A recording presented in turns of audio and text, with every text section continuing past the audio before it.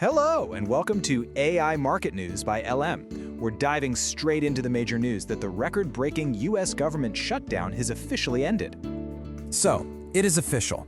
The longest government shutdown in U.S. history is finally over.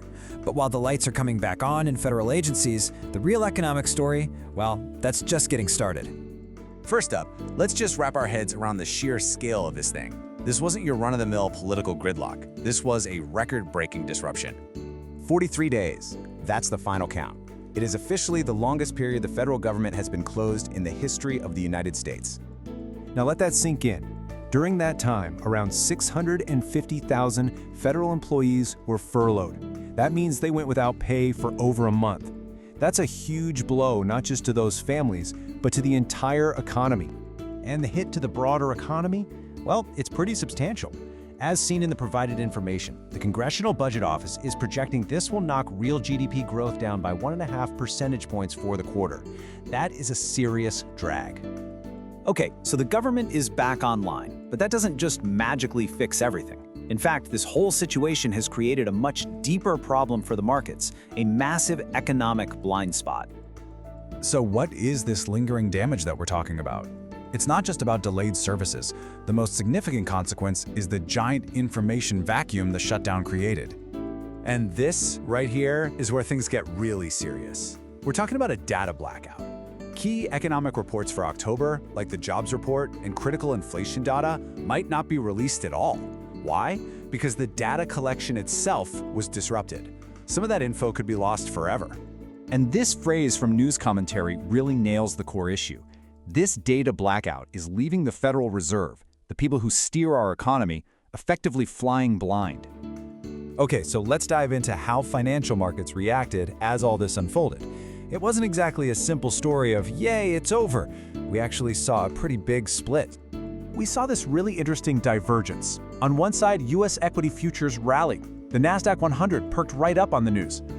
But then you look over at the currency markets, and the dollar-yen pair breached that key 155 level, which tells us there's still a lot of uncertainty out there. And this brings us right to the central challenge now facing one of the world's most important financial institutions. The Fed has to navigate policy, but their map, well, it's got a huge chunk missing.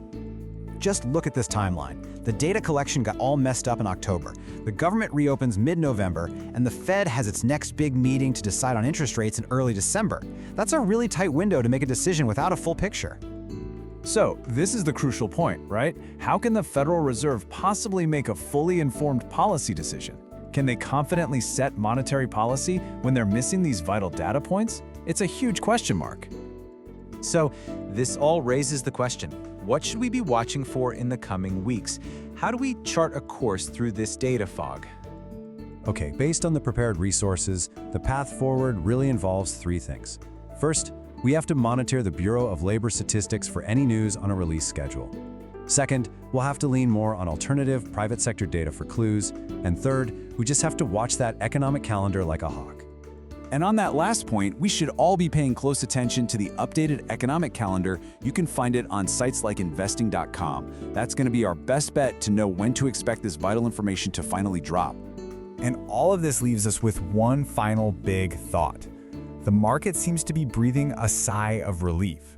But with the government back online and all this key economic data missing, is that relief rally built on solid ground, or is it built on just hope? This video is automatically generated by NotebookLM, an AI-powered tool. The reference sources used in this summary are listed in the video description. As this content is AI-generated, there may be errors in proper names, pronunciation, or unnatural speech.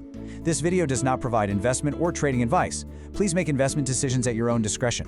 Thanks for watching. Don't forget to like and subscribe.